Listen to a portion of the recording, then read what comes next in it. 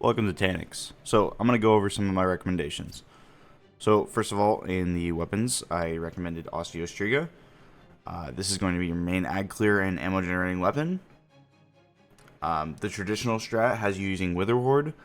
However, using Wither Horde the entire encounter is not ideal. So I have a different strat that lets you not use Wither Horde. Onto the energy slot. So your energy slot weapon is going to be your core breaking weapon. I personally like to use a sniper with lead from gold because of the animal economy and because it's solar and lets me only use one solar scavenger. There's two other snipers that I know of that can get lead from gold and are solar. Those are Widow's Bite and Last Foray. All of these are different archetypes, so if you have multiple, you can play around and figure out which one you want to use. The other strats to break cores are a fusion and a slug. The slug, unless you have the solar slug, Sojourner's Tale, you're going to need to use a second scavenger. So slugs, although are very easy and are good for when you're starting out, they're not as ideal as something solar. A fusion is the traditional way to break cores. However, fusions can be very inconsistent if you're not used to them while breaking cores. Sometimes they break in 2, and sometimes you miss enough bolts where they'll break in 4. Moving on to the heavy slot, my main recommendation here is, surprise surprise, Apex Predator, Reconstruction, Bait and Switch. You could also use a Cold Comfort if you had the God roll, however I don't and will not be showing any footage of a damage rotation with Cold Comfort. Alright, so I'm going to briefly go over my running and ag clear loadout for Taniks. Keep in mind, I also have Aeon Soul ready to swap to at a moment's notice for any heavy finishers I need. So for the helmet, Heavy Ammo Finder, Heavy Ammo Scout, self-explanatory, Kinetic Siphon to make orbs with either Wither Horde or Osteostriga. On my arms, the arm mods don't matter very much, but I'm just using these because you're going to be hitting a melee if you're using the chronotic strat, so you might as well get some extra energy out of it. There's nothing really else to use here. Just make sure you don't use grenade kickstart or melee kickstart. These will get rid of your armor charges, and you want to conserve those as much as possible. On your chest piece, having charged up is pretty important here. That way you can pick up 2 orbs and have 4 armor charges instead of only 3. Arc resistance and solar resistance, or harmonic, are also very important. Going out to the boots, harmonic scavenger for the cheaper energy costs. Recuperation is very important because you will be walking over orbs and you will be taking damage while you have the core. So being able to heal by just walking over an orb is extremely nice. Stacks on stacks is also very nice. This will let you have many more special finishers. On my bond, proximity ward is probably one of the most important things here, just because it's going to give you that overshield during a finisher that lets you swap anything you need without worrying about dying. Special finisher, also very important. This mod doesn't really matter. I just chose distribution because sometimes I'll be phoenix diving and I want to get my abilities back if I'm near shit. Alright, so for the next of my 3 normal Taniks loadouts, I have my pre-damage loadout. This consists of Lunafaction boots. The Lunafaction boots need to have Kinetic Scavenger. That way you can get Wither Horde ammo after swapping to it from an Osteostriga. I have Arc Scavenger. I'm only using Arc Scavenger because I chose to use Path of Least Resistance for Shoot to Loot, and this lets me gather special ammo and orbs far easier. And then I have stacks on stacks so I can easily get more armor charges. Chest piece, it's pretty important, at least this season, that you have triple charged up, because if you want to utilize Argent Ordnance, then you need as many armor charges as possible. For the arms, I just chose some generic loaders and dexterities, not super important. For the helmet, I'm not sure that this does very much for you, but Kinetic Siphon and Arc Siphon are somewhat important. That way you can make some orbs even after you swap to your scavenger loadout. On my bond, you just need to make sure you have special finisher. That way you can gather orbs. And if you're trusting my guide from the first loadout, then you should still have that special finisher on from that one. Keep in mind that it's also very important that you swap in this loadout. You swap from Osteostriga to Wither Horde, so you can gather ammo for it. For your Taniks damage loadout, you can do one of two things. The first thing you can do is what I have in my inventory right now, and that is using Lunafaction boots for damage. This is the same thing as my previous loadout, except I swapped my trace rifle for my damage fusion, and I swapped all of my scavenger mods for surges, and my bond has 3 time dilations. Everything else is the same. Make sure you keep 3 charged up in this loadout as well. If you want to run Rain of Fire for damage, which is the method I prefer, just make sure to replace the previous loadout with Rain of Fire with triple solar surge, and you will be fine. For my final stand loadout, you do not need this if you don't want to, but I prefer 4 loadouts for this encounter. I simply swapped to Xenophage, I swapped to a Shoot to Loot Scout, I swapped to a Fusion. The Fusion is to take advantage of Radiant from Rain of Fire. And then I take off one of my surges and run a Solar Scavenger, because this will increase your damage per brick. Everything else remains the same.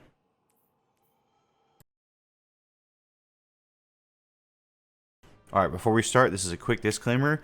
I'm not going to teach you Taniks, I'm going to teach you Taniks Duo. That does not mean I'll be explaining every raid mechanic. However, I will go over the locations of some of the important things on the map. If you take one thing out of this segment, it would be to remember the locations of all the dunks. As shown on the map, the dunks are 1, 2, 3, 4, 5, and 6. And the 3 locations Taniks can go are Spawn, which is over here, Blue, which is over here, and Orange, which is over here. The 3 augmentation terminals are here, here, and here. Those will be where you are dunking your augments after every bomb phase. Another small disclaimer here. Every strat I will be covering for Taniks will include diamond lances. A diamond lance can be used to drop the bomb after picking it up. If you are trying to do this without diamond lances, you are likely doing a self-imposed challenge or do not need my guide. Maybe I will make another guide at some point without lances, but for now, this is what I have.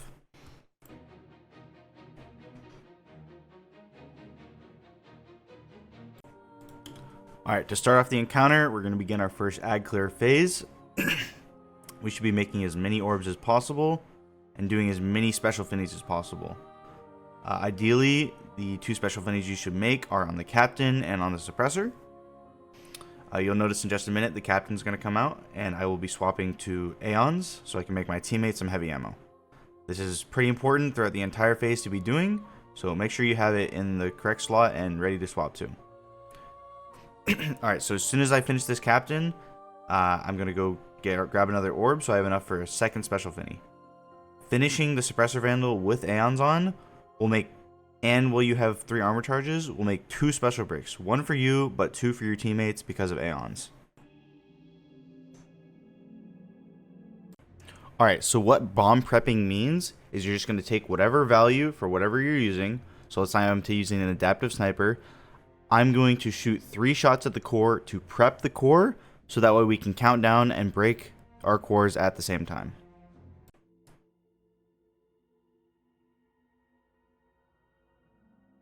Before I start, I want to go into making Taniks slam. So you want to stay away from Taniks while he's moving to avoid him slamming. Him slamming will cause him to turn occasionally, which will mess up your consistency while breaking cores. This is what that looks like.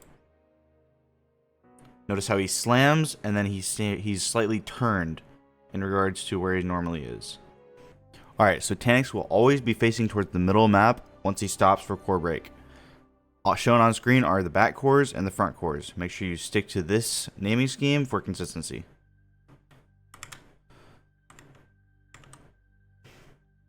Alright, so here we see Taniks moving towards orange. This is when you want to get ready to prep cores. Make sure if you have Aeons on, you swap back to Necrotics. On orange, you always want to do the front cores. If Taniks goes to spawn, you will always break back cores unless you have no choice.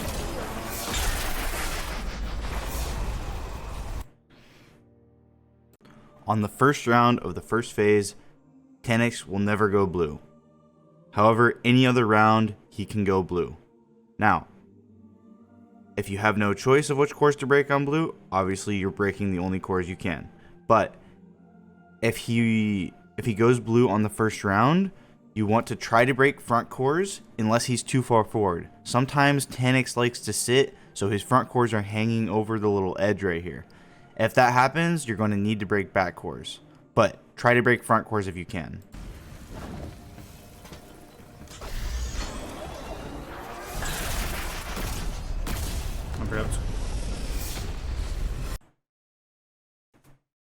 Alright, so next up on the list is Suppression. So before I start Suppression, I just want to outline it real quick. So when you suppress, you're going to stand in the first Suppression orb. You're going to shoot Taniks, and then you're going to run towards the bomb.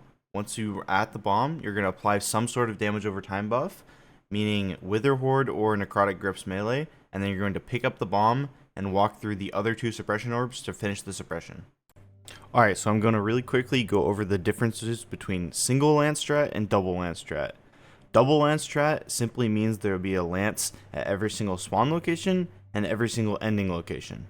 So 3 and 4 will be slightly different depending on the strat you do. However, spawn, there should always be a lance at the beginning and the end. The reason being is the ads spawn very close to you and they're very readily available in good positions to make a lance. So spawn, regardless of the strat you're doing, should always remain the same. Now, let's say Taniks goes orange. So, if Taniks goes orange and you're doing double lance strat, the Titan will make a lance somewhere in this area for you to pick up. So, what that means is you will suppress the first bubble, go to the bomb, pick up the bomb, go to the second bubble, and after you suppress the second bubble, you should find the lance that they dropped. Picking up the lance will let you drop the bomb, and then just run normally to the third bubble, where you can finish the suppression. After finishing the suppression, you'll be able to clear ads and wait out the bomb timer. Once the bomb timer gets low, you should pick up and go to wherever they called out. This strategy will remain the exact same for double lance strat for both blue and spawn. Orange, you will always be on this side to start with double lance strat.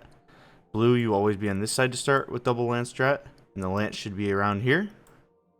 And for spawn, the spawn does not change regardless of your strategy.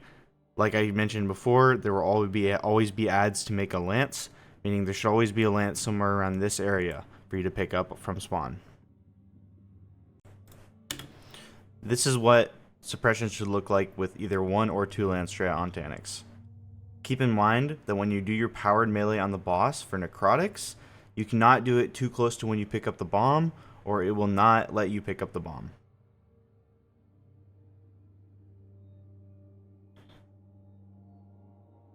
As you can see here, you pick up the diamond lance, you clear your ads, and then when the bomb timer gets low, you're going to bring it to wherever your teammate called out for you to go. This is what suppression should look like if you're at orange and you're doing single lance strat.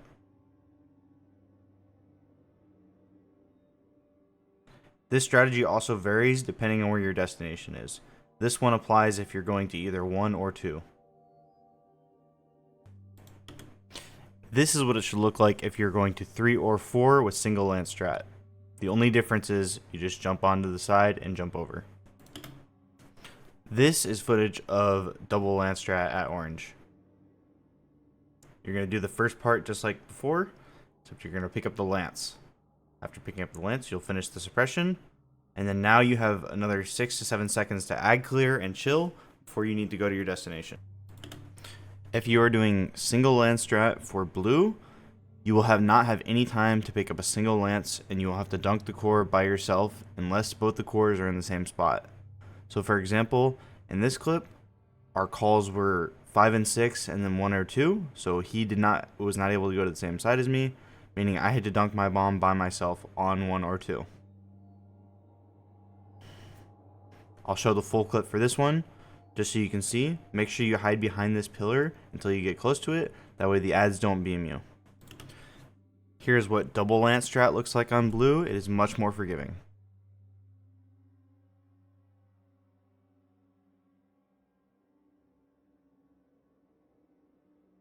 Notice how I pick up the lance that my teammate made, finish the suppression, and at this point I'm able to clear ads until I need to go and then my teammate will make me a second lance at the destination. This is what it looks like if you have to do a split spawn on double lance strat with blue. In this footage, my teammate was not able to make me a lance on 1 because he had to go 5, so I had to dunk by myself.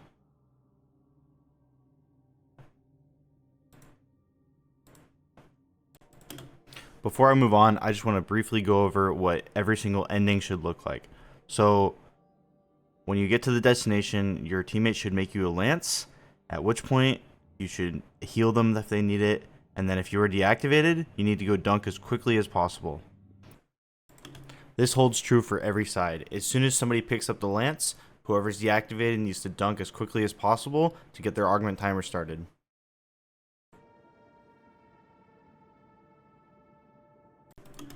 As soon as you dunk your cores, your teammate is going to start delaying Taniks, which will give your team an extra 30 seconds before next round starts. During this time, you should be focused on getting as many Aeons finishers as possible. As you notice, as soon as I dunk the bomb, I swap to Aeons. I'm going to finish this captain. I'm going to go to spawn and do the same thing there. I'll finish as any captains I see and clear the rest of the ads to maintain a clear arena for the rest of the encounter.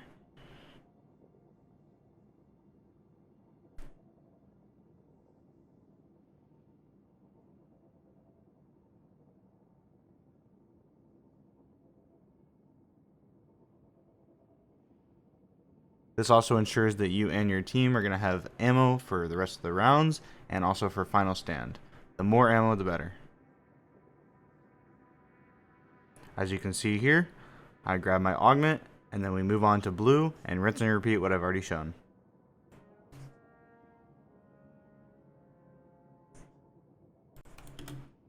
After dunking your augment and the 4th bomb, you're going to want to quickly use your Osteostriga to clear any ads around and also put orbs on the ground. After such, you're going to swap to a pre-damage loadout or your damage loadout, depending on how many loadouts you made, and you want to quickly pick up orbs and special ammo to max out your potential for damage. The 2 best ways to do Taniks damage on a Warlock are by either dumping Lunafaction rockets, which is the POV I'll show here, and the second way is to pop well with Lunafactions and swap to Rain of Fire to do much higher damage than the Lunafactions build. But I will show you Lunafactions for now.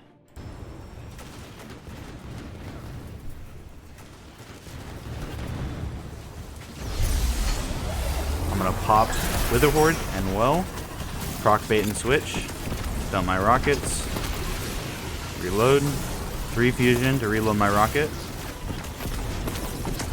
reload. Now I'm going to Phoenix dive here to avoid the boop. Dump 2 more rockets, and from here on out, I'm just going to dump the rest of my rockets to get them off. Oh yeah, that works perfectly. And I have 1 armor charge left over. Perfect. At the end of damage, you're going to want to make sure to run to a safe spot and change back to your original loadouts to rinse and repeat.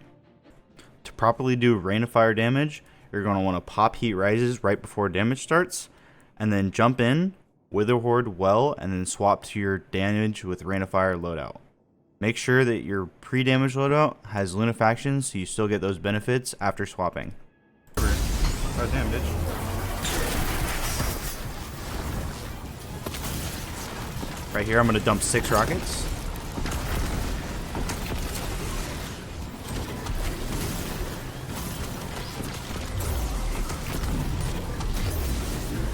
Phoenix dive to avoid the animation. And here I'm just going to dump my last 3 rockets with a bunch of fusion.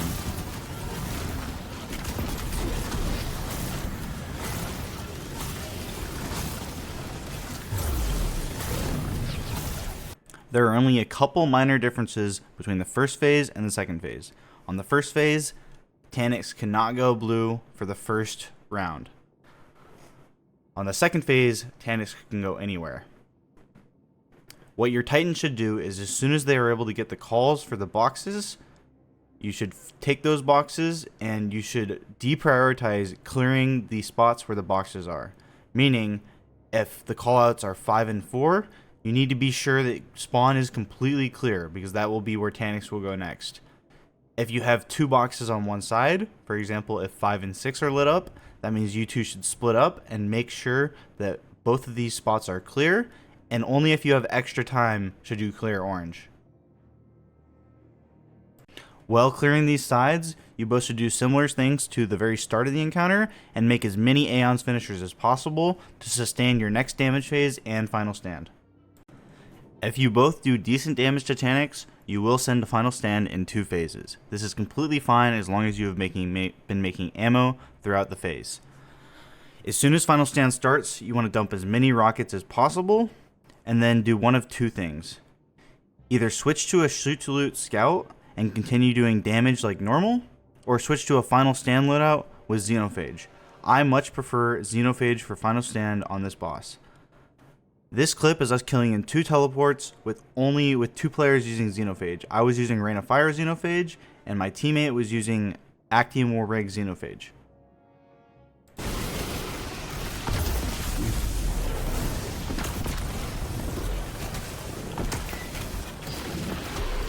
That's why we don't use this bullshit.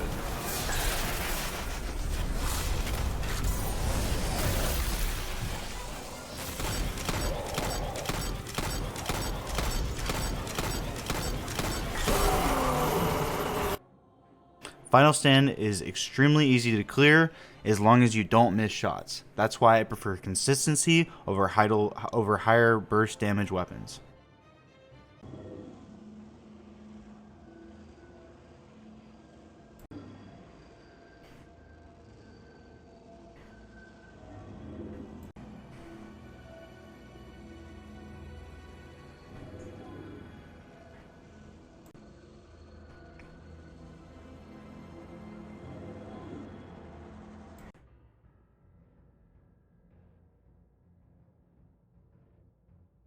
Alright, so let's talk about Titan Taniks. So, the whole basis of most of what we're doing here is revolving around the aspect Diamond Lance.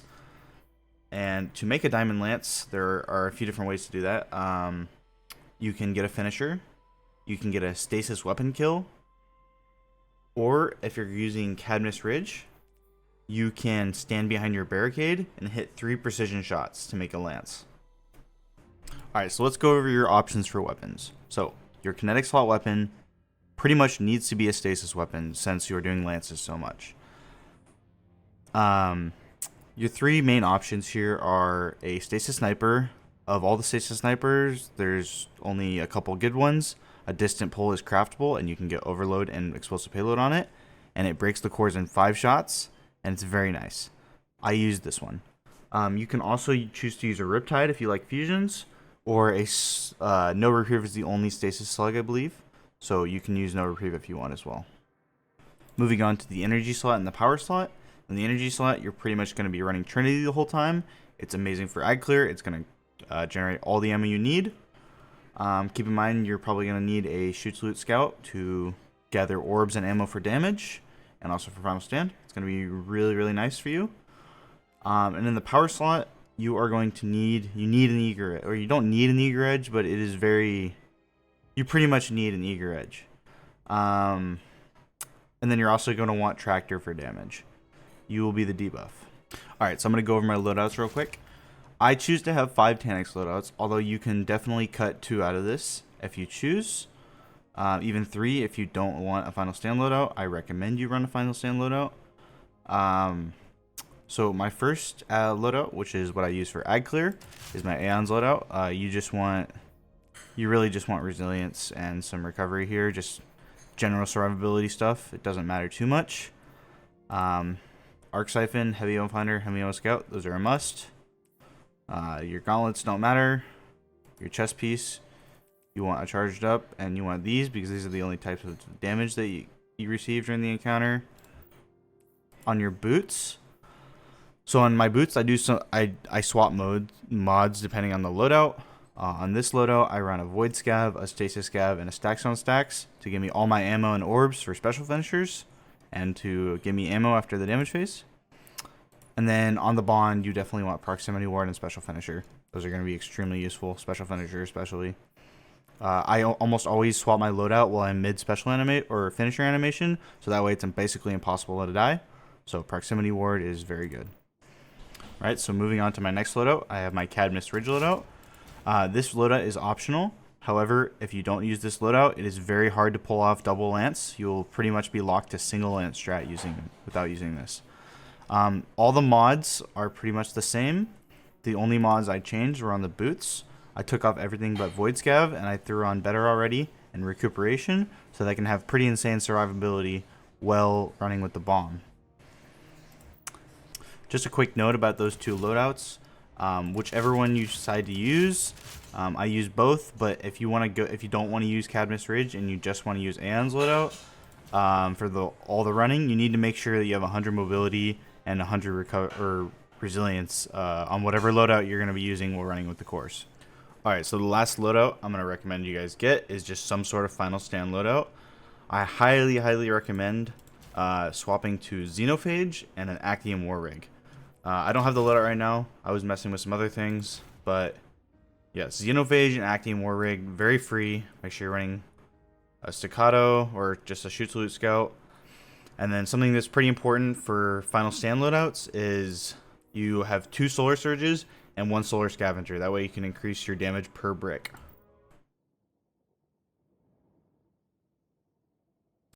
Alright, so the very beginning is just going to be an ag clear phase. It's going to be the same as Warlock, essentially. Just generating armor charges, making special finishers, clearing ads in general. Clearing captains is very important. 4 sword swipes will make the captain finishable, so keep that in mind. You want to avoid picking up as much heavy ammo as possible here, because you want to save as many bricks on the ground as you can, since you will be swapping heavy, and you want to be able to pick up bricks after you swap heavy back to sword instead of before. Try to finish the scanner there. I didn't, but you should. So if you notice there, I turned around at blue and I called out, or I remembered that the first call was 3, and now I'm looking at 1, and I see the second call is 1. So my calls are 1 and 3. At this point, you should 100% be calling out the callouts to your teammate, and everybody should know that you're going 1 and 3. Those are the 2 calls. At this point, just finish clearing ads in spawn, and make sure you do another finisher on the captain. As soon as you do the finisher on the captain, you need to swap to the second loadout if you're doing Cadmus strat. If not, you can stay on whatever loadout you're using. At this point, you need to head to wherever the boss is, though, very quickly.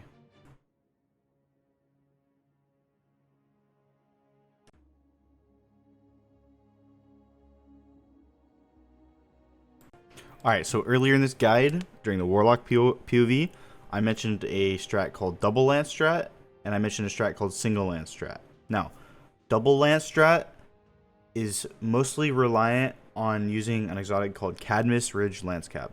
Now, what this lance cap does is, or at least what we care about is, while you're standing behind your rally barricade, hitting precision shots, rapid precision hits, will create a diamond lance. Now, what this means is go to Taniks, put down a rally barricade, and shoot him with 3 precision shots, and you will make a lance at your location. Alright, so all you have to do to pull that off on Taniks is this. So I'm going to put down a rally barricade. Now I have to keep in mind that after you put down the rally barricade, you have to make the lance quickly, or the meteor is going to either kill you or kill your barricade, making this not possible anymore for this round. So as you can see, I'm going to use my sniper. I'm going to hit 3 precision shots, and you'll notice right here, I made a diamond lance, right? So now there is a diamond lance on 2 for my Warlock to pick up. If you're doing double lance strat, this is exactly what you want to see. Alright, so I'm going to quickly show you a point of view of each side making a lance and prepping the core.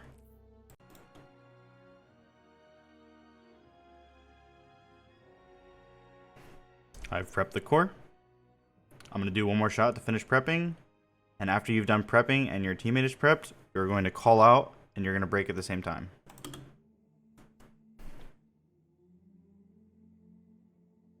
Once again, I'm placing barricade and getting ready to prep my course. I prep my core with 3, which will also spawn a diamond lance. At this point, I'll be counting down to my teammate to break. I just want to note that if you're not running Cadmus Ridge strat, you should still be making a lance at spawn. I'll show you how right now. So these ads that spawn right in front of you, all you have to do is snipe one of them with your sniper. Any stasis kills will make a lance. If you're doing single lance strat, what you should attempt to do is save the operator. If you leave the operator alive, you will always be able to make a lance on him right before you break cores at spawn. Alright, so for the blue side, the best place to make a lance is to put your barricade right around here.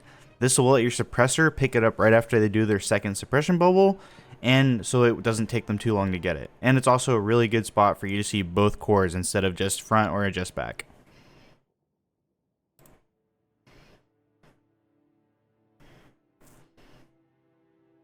Alright, I've made a lance. And I'm breaking the cores.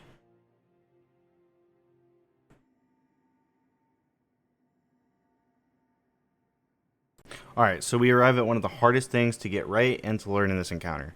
So we have Detain Break. And that is essentially where, instead of using Operator to break the detainment, the Titan is going to use their Eager Edge Sword to break out of the detain basically as soon as it spawns, otherwise it won't work. This is what it looks like. I can give you some tips, but ultimately this one is just up to practice.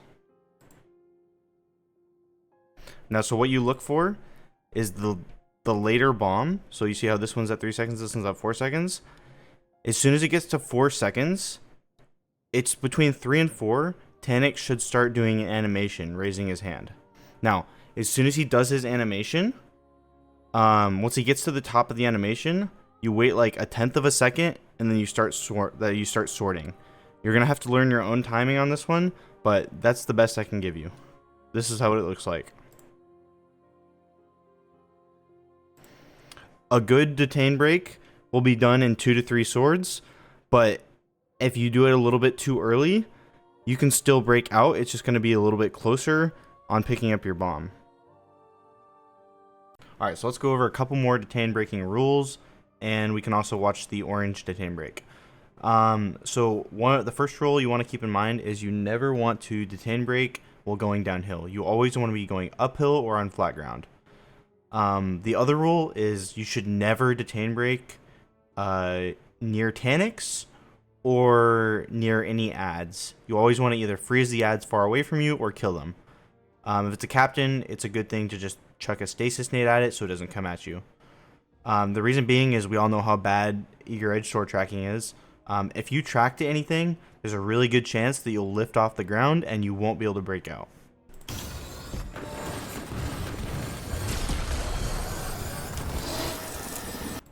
Alright, this clip is where I like to break out from blue. You can do it up the big hill at the front, but I like to do it from here. You run 1, by the way.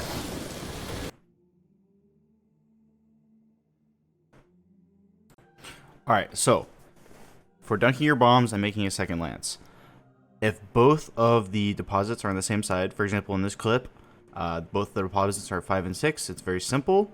All you do is you go and you dunk your first bomb as quick as possible, and then you'll immediately make a lance. It doesn't matter where it is, just as long as it's on that side. Make a lance, and then kill the rest of the normal ads there. You're not going to have time to kill the captains, but shoot a few Trinity shots, kill all the ads, and then if you're deactivated, you should dunk your augment.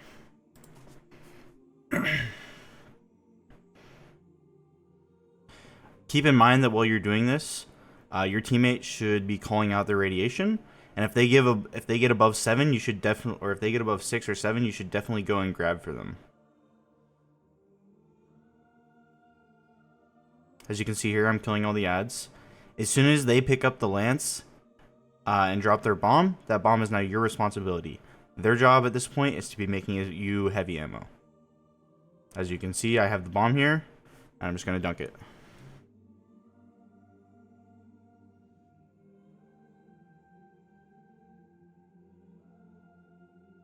Alright, so this next example I have here, the callouts are 2, as you can see right here, and 4. If you get a spawn and blue split like this, you should, as the Titan, you should always be going just blue. As soon as you dunk blue, you can clear the ads at blue, and then immediately eager over to 1, and make a lance, and do the same thing as you would do in the last clip. So here, I'm going to go to 4. As soon as I dunk 4, I'll be clearing all the ads, and then I'm going to head over to spawn. I'm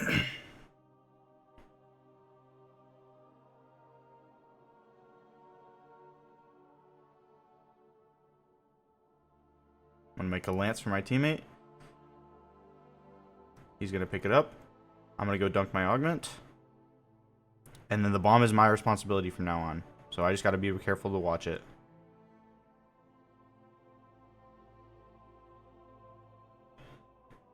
Alright, so this example is a orange and blue split from spawn. I like to have the Titan always go to blue if this happens. That way, since this is downhill, it's much easier to get from blue to orange than it is to get from orange to blue. So I just prefer this way. We're going to see. Looks like the calls are 3 and 5. So I'll dunk 3, and then I'll kill all these ads, and then I'll immediately ego over to 5 and make a lance. These ads will always be standing here, so you can pretty much pre-fire them.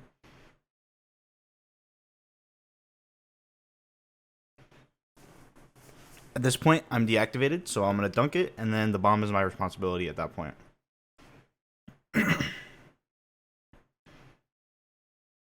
Always try to get as much time on the ground as you can. It's just easiest. Alright, so this last split I'm going to show you is a 1-6 split. From blue, it's a split between spawn and orange. And 1 and 6 are the 2 farthest ones. Traditionally, this was the most inconsistent one because both of you can very easily die from ads. However, with the strats I use, which you'll about to see, it becomes much more consistent.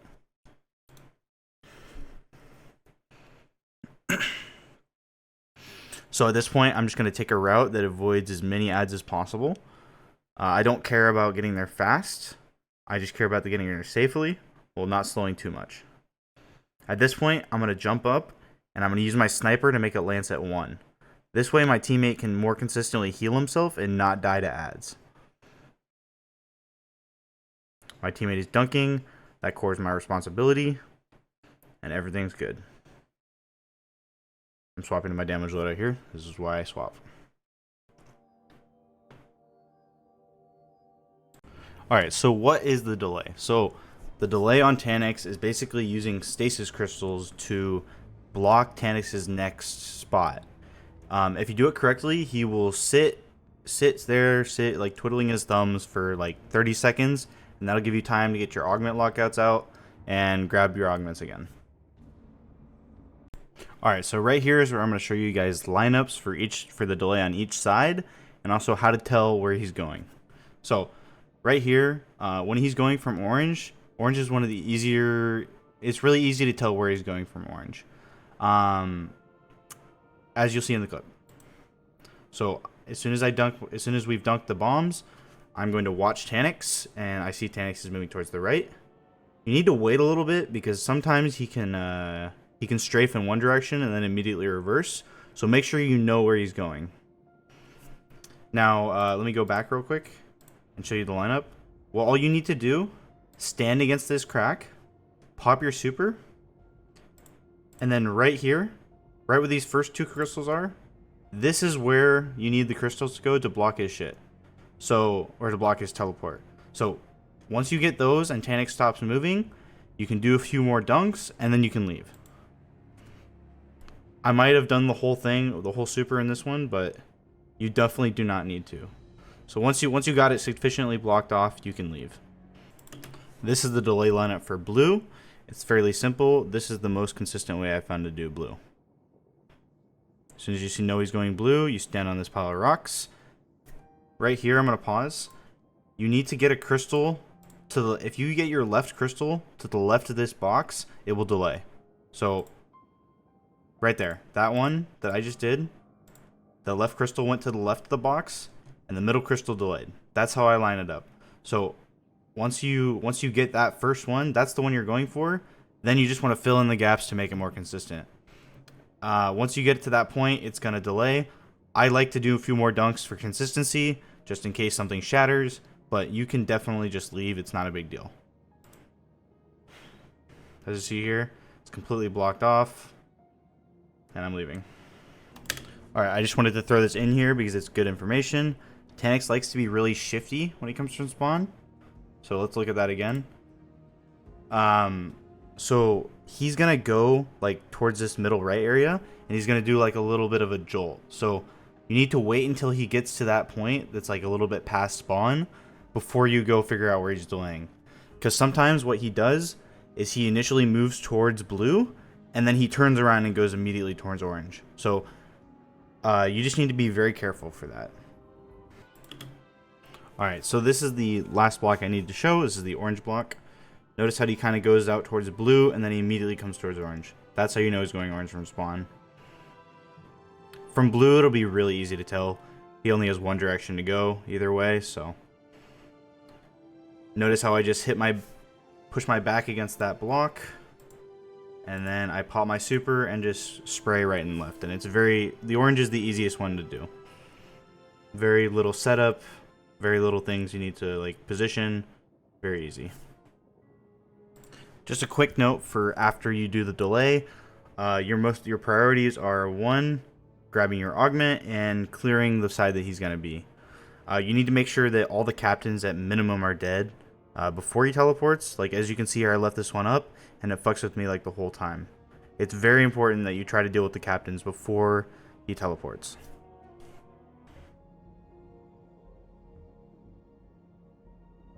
Alright, so let's go over pre-damage and damage. So when you're preparing for damage on a Titan, you want to swap to your pre-damage loadout or your damage loadout if you're not doing a pre-damage loadout as fast as possible.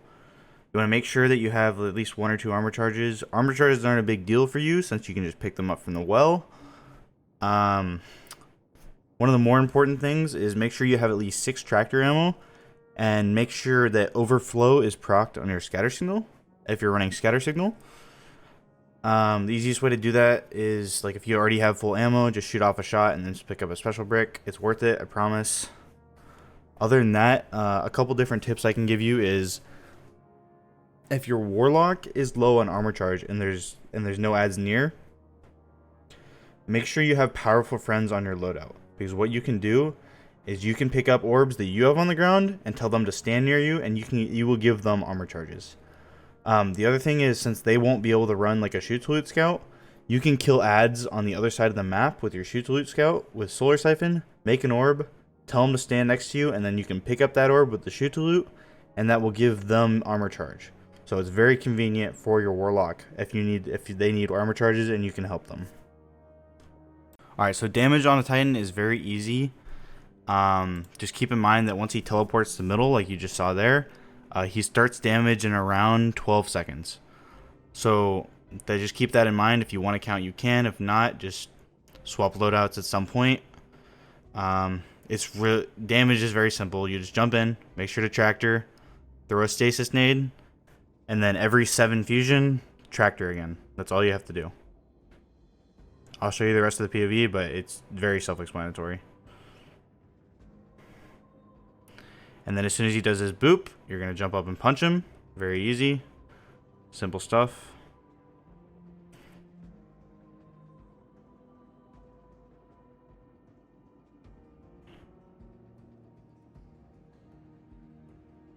And there you go. That's good. That's plenty Titan damage. That's all you need.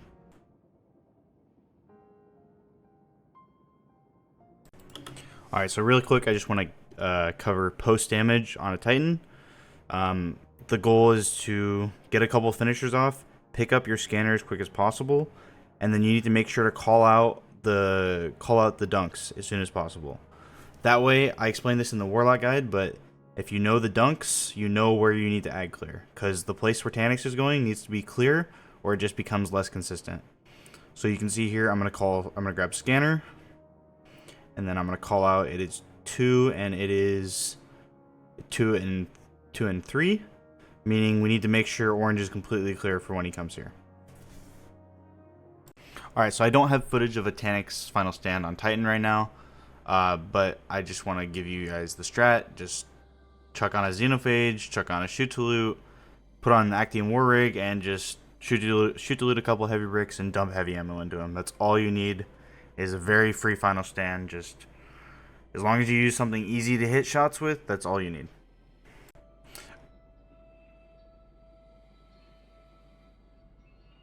Alright, so I just wanted to take a minute to talk about the glitches that can happen in DSC, especially in Flawless.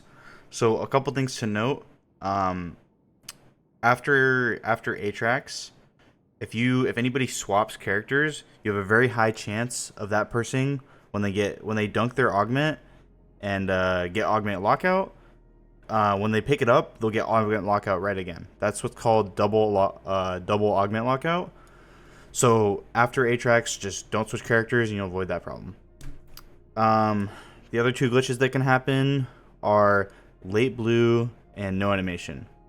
So late blue affects the Warlock, no animation affects the Titan. So no animation is where Taniks does not do the little animation where he raises his hand before he detains you. He just detains you. And the only way to avoid that is if you watch the bomb timers and you see the later bomb, if you see the later bomb get to 3 seconds at any point, that means it's going to be a no animation. And you just need to start hoping, just swinging and pray. That's all you need to do. It's like a 50-50. Usually you can get out if you're experienced with it, but sometimes you just can't, and it's unlucky, and nothing you can do about it. Late blue is also completely random. It's literally just after he does his detain, he just doesn't do blue for whatever reason. Like sometimes it takes a second for the blue to pop up after he's supposed to. Sometimes it can be like up to 5, 6, 7 seconds and it's a wipe. Most late blues are like 1 to 2 seconds delayed and you can save them if you're fast, but sometimes you can't, and it's just like before, not your fault. It's just a wipe. Unlucky. And guys, those are the glitches that I know about. I'll probably make a guide for all the rest of the encounters in this raid. I've seen that there's no duo DSC guides, unfortunately. So anyway, if you enjoyed this, I appreciate a subscription and a like. Thank you.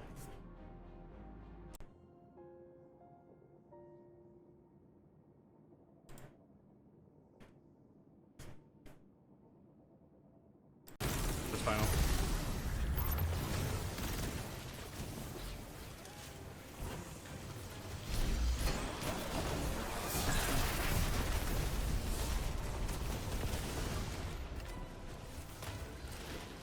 You're good.